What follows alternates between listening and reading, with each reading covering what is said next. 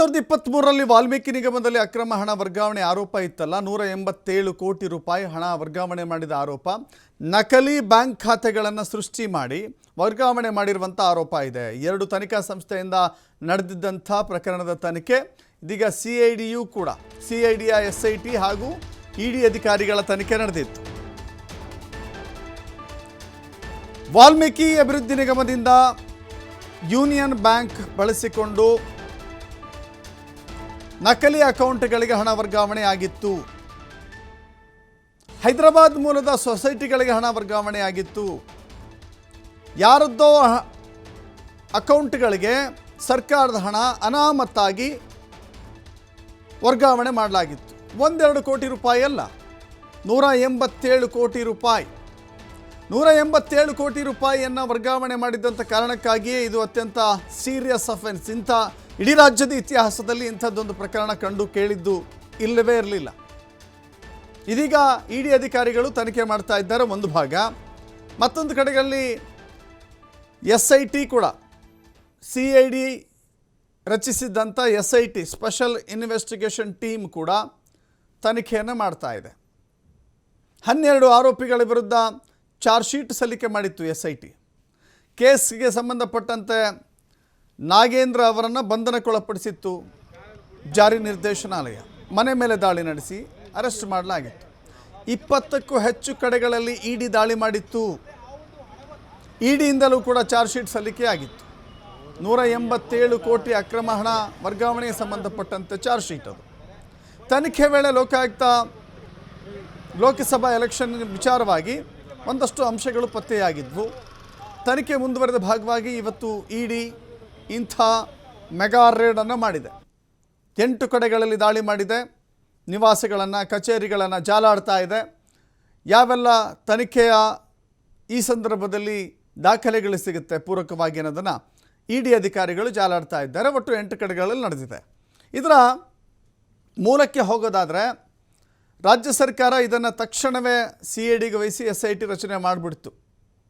ಆ ಸಂದರ್ಭದಲ್ಲಿ ನೋಡಿ, ಯಾವಾಗಲೂ ಕೂಡ ಹಣ ವರ್ಗಾವಣೆ ಅದು ಇಷ್ಟು ದೊಡ್ಡ PMLA ನಡೆದಿದೆ ಅಂತ ಹೇಳಿದ್ರೆ, ಅಂದರೆ prevention of money laundering act ಇದೆಯಲ್ಲ, ಅಕ್ರಮ ಹಣ ವರ್ಗಾವಣೆ ಇದೆಯಲ್ಲ, ಆ ವಿಚಾರವಾಗಿ ಸುಲಭವಾಗಿ ಅಲ್ಲಿ ಇಡಿ ಅಟ್ರ್ಯಾಕ್ಟ್ ಆಗಿಬಿಡುತ್ತೆ ಅಥವಾ ಇಡಿ ಎಂಟರ್ ಆಗುತ್ತೆ ಅನ್ನೋದು ಪ್ರತಿಯೊಬ್ಬರಿಗೂ ಕೂಡ ಗೊತ್ತಿತ್ತು. ಅದಕ್ಕೂ ಮುನ್ನವೇ ರಾಜ್ಯ ಸರ್ಕಾರ SITಯನ್ನು ರಚನೆ ಮಾಡಿ ಒಂದು ಸೇಫ್ ಝೋನ್ ಕ್ರಿಯೇಟ್ ಮಾಡುವಂಥ ಪ್ರಯತ್ನ ಆಗಿತ್ತು. ಆದರೆ ಜಾರಿ ನಿರ್ದೇಶನಾಲಯದ ಅಧಿಕಾರಿಗಳು ಎಂಟರ್ ಆದ ಮೇಲೆ ಆ ಪ್ರಕರಣದ ದಿಕ್ಕು ಬದಲಿಸ್ತು. ನಾಗೇಂದ್ರ ಅರೆಸ್ಟ್ ಆದ ಬಳಿಕ ಅನಿವಾರ್ಯವಾಗಿ ಅವರನ್ನು ಸಚಿವ ಸ್ಥಾನದಿಂದ ಕಿತ್ತೆಸಿಬೇಕಾಯಿತು. ಇದೀಗ ತುಕಾರಾಮ್ ಸರದಿ, ನಾರಾ ಭರತ್ ರೆಡ್ಡಿ ಸರದಿ, ಜೈನ್ ಗಣೇಶ್ ಸರದಿ ಕಾಣಿಸ್ತಾ ಇದೆ. ಇವರ ಪಾತ್ರ ಏನು ಹಾಗಾದರೆ? ಸರಿ, ಆರೋಪ ಇರೋದು ಲೋಕಸಭಾ ಚುನಾವಣೆಗೆ ಈ ಹಣವನ್ನು ಇನ್ವೆಸ್ಟ್ ಮಾಡಲಾಗಿದೆ, ಪ್ರತಿಯೊಬ್ಬರಿಗೂ 200 ರೂಪಾಯಿ ಹಂಚಲಾಗಿದೆ ಅನ್ನೋದು ಆರೋಪ. ಅದರ ಮಧ್ಯೆ ಈ ನಾರಾ ಭರತ್ ರೆಡ್ಡಿ ಪಾತ್ರ ಏನು? ಅದರಲ್ಲಿ ಹಣ ಹಂಚಿದ್ರಾ ಅಥವಾ ಹಣ ಇವರ ಮೂಲಕ ಹೋಯ್ತಾ? ಜೈನ್ ಗಣೇಶ್ ಪಾತ್ರ ಏನಾಗಿತ್ತು ಹಾಗಾದರೆ? ಒಂದು ಭಾಗ. ಮತ್ತೊಂದು ಕಡೆಗಳಲ್ಲಿ ಇದೇ ನಾಗೇಂದ್ರ ಅವರ ಮನೆಯಲ್ಲಿ ಸಿಕ್ಕಂಥ ಡೈರಿಯ ವಿಚಾರ, ಆ ಡೈರಿಯಲ್ಲಿ ಕೆಲವಷ್ಟು ವಿಚಾರಗಳನ್ನು ನಮೂದು ಮಾಡಿದ್ರಂತೆ. ಆ ಡೈರಿಯ ಜಾಲವನ್ನು ಹಿಡಿದಿರುವಂಥ ಇಡಿ ಅಧಿಕಾರಿಗಳು ಇದೀಗ ಎಲ್ಲ ಕಡೆಗಳಲ್ಲೂ ಸರ್ಚ್ ಮಾಡ್ತಾ ಇದ್ದಾರೆ. ಈ ವಿಚಾರದಲ್ಲಿ ಏನು ಸಿಗುತ್ತೆ ಕಾದು ನೋಡಬೇಕಾಗಿದೆ. ಮತ್ತಷ್ಟು ಮಾಹಿತಿ ನಮ್ಮ ಪ್ರತಿನಿಧಿ ಸಂತೋಷ್ ನೀಡ್ತಾರೆ. ಸಂತೋಷ್, ಗಮನಿಸ್ತಾ ಇದ್ದೀವಿ ದಾಳಿ ನಡೆದಿದೆ 8 ಕಡೆಗಳಲ್ಲೂ ಕೂಡ ನಿರಂತರವಾದ ಶೋಧ ಕಾರ್ಯಾಚರಣೆ ನಡೀತಾ ಇದೆ. ಒಂದು ಕಡೆ ಇಡಿ, ಮತ್ತೊಂದು ಕಡೆ ಸಿಐಡಿ ತಂಡ ಪ್ಯಾರಲಲ್ ಆಗಿ ತನಿಖೆ ಮಾಡ್ತಾ ಇರುವಂಥ ಕೇಸ್ ಇದು. ಭಾಳ ವಿಶಿಷ್ಟವಾದಂಥ ಕೇಸ್ ಇದೆ. ಯಾಕಂತ ಹೇಳಿದ್ರೆ ಇಡೀ ರಾಜ್ಯದ ಇತಿಹಾಸದಲ್ಲಿ ಇಂಥ ಕರಾಳವಾದಂಥ ಅಕ್ರಮ, ಘೋರವಾದಂಥ ಅಕ್ರಮ ನಡೆದಿರಲಿಲ್ಲ. ಸೊ ಇದೀಗ 2 ಕಡೆಯಲ್ಲೂ ಸಾಗ್ತಾ ಇರುವಂಥ ತನಿಖೆ ಭಾಗ ಒಂದು ಕಡೆ. ಈಗ ನಾಗೇಂದ್ರ ಅವರ ನಿವಾಸದಲ್ಲಿ ಏನೆಲ್ಲ ಸಿಗಬಹುದಾದಂಥ ಸಾಧ್ಯತೆಗಳಿದ್ದಾವೆ, ಜೊತೆಗೆ ಈಗ ಮುಂದೆ ಯಾರಿಗೆಲ್ಲ ಇದು ಬಿಸಿ ತಟ್ಟುತ್ತೆ ಅಂತ. ನಾಗೇಂದ್ರ ಅರೆಸ್ಟ್ ಆದರೂ ಸ್ಥಾನಮಾನವನ್ನು ಕಳೆದುಕೊಂಡ್ರು, ಇನ್ನು ಮುಂದಿರುವಂಥವ್ರ ಕಥೆ ಏನು ಅಂತ? ಬಳ್ಳಾರಿ, ಬೆಂಗಳೂರು, ವಿಜಯನಗರ ಸೇರಿದಂತೆ ಬೇರೆ ಬೇರೆ ಕಡೆ ಸುಮಾರು 8 ಕಡೆ ಇಡಿ ಅಧಿಕಾರಿಗಳು ದಾಳಿಯನ್ನು ನಡೆಸಿರುವಂತದ್ದು. ಬೆಳಂಬೆಳಗ್ಗೆ ನಾರಾ ಭರತ್ ಗಣೇಶ್ ಇರ್ಬೋದು, MP ಏನು ತುಕಾರಾಮ್ ಸೇರಿದ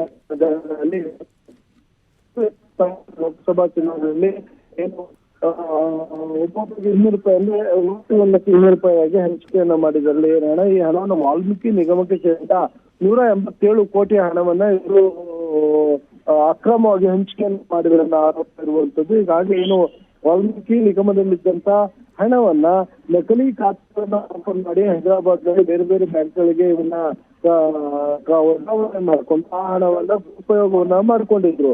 2023 ಒಂದು 2023 ಇನ್ಸಿಡೆಂಟ್ ಸುಮಾರು 12 ಜನರ ವಿರುದ್ಧ ಒಂದು ಕೂಡ ದಾಖಲು ಮಾಡ್ಕೊಂಡು ಅವ್ರನ್ನ ಬಂಧಿಸಿ ಚಾರ್ಜ್ ಶೀಟ್ ಅನ್ನು ಕೂಡ ಸಲ್ಲಿಕೆ.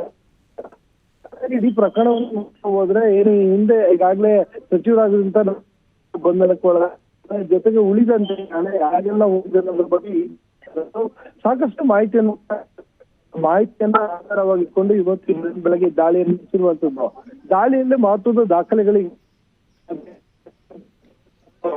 ಶಕ್ತಿ ಕೇಂದ್ರ ಆಗಿರುವಂತ ವಿಧಾನಸಭಾ ಕೇಂದ್ರ ಆಗಿರುವಂಥ ವಿಧಾನಸೌಧದ ಹಿಂದೆ LH ಏನಿದೆ ಶಾಸಕರ ಭವನ, ಇಲ್ಲೂ ಕೂಡ ದಾಳಿ ಆಗಿದೆ. ರೂಮ್ ನಂಬರ್ 360 ಏನಿದೆ, ಸೊ ಅಲ್ಲೂ ಕೂಡ ದಾಳಿ ಆಗಿದ್ದು ಈಗಾಗಲೇ ಅಧಿಕಾರಿಗಳು ಪರಿಶೀಲನೆಯನ್ನು ಮುಂದುವರಿಸಿರುವಂಥದ್ದು. ಇದಷ್ಟೇ ಅಲ್ಲದೆ ಇನ್ನು ವಿಜಯನಗರ ಇರ್ಬೋದು, ಅಲ್ಲಿ ಬಳ್ಳಾರಿ ಇರ್ಬೋದು, ಅಲ್ಲೂ ಕೂಡ ಈಗಾಗಲೇ ಪರಿಶೀಲನೆಗಳನ್ನು ನಡೀತಾ ಇರುವಂಥದ್ದು. ಸೊ ಅಂದರೆ ಈ ಹಣಕಾಸಿನ ವಹಿವಾಟು ಏನಿತ್ತು, ಇದಕ್ಕೆ ಸಂಬಂಧಪಟ್ಟ ಹಾಗೆ ಬ್ಯಾಂಕ್ಗಳ ವ್ಯವಹಾರಗಳು ಅಂದರೆ ಖಾತೆಗಳೇನಿತ್ತು, ಇವೆಲ್ಲವೂ ಕೂಡ ಮಾಹಿತಿಯನ್ನು ಈಗಾಗಲೇ ED ಅಧಿಕಾರಿಗಳು ಕಲೆ ಹಾಕಿದ್ರು. ಹಣಕಾಸು ಎಷ್ಟು ವಹಿವಾಟು ಆಗಿತ್ತು ಅದಕ್ಕೂ ಮತ್ತು ಈ ಜನಪ್ರತಿನಿಧಿಗಳಿಗೂ ಅಧಿಕಾರಿಗಳಿಗೂ ಇವರು ನಡೆಸಿರುವ ಹಣಕಾಸಿನ ವಹಿವಾಟುಗಳು, ಅದ್ರ ಜೊತೆಗೆ ಮಿಡಲ್ ಮ್ಯಾನ್ಗಳೇನಿದ್ರು ಈ ನಕಲಿ ಖಾತೆಗಳನ್ನು ತೆಗೆದುಕೊಂಡು 187 ಕೋಟಿ ಹಣವನ್ನು ವರ್ಗಾವಣೆಯನ್ನು ಮಾಡಿಕೊಳ್ಳಲಾಗಿತ್ತು.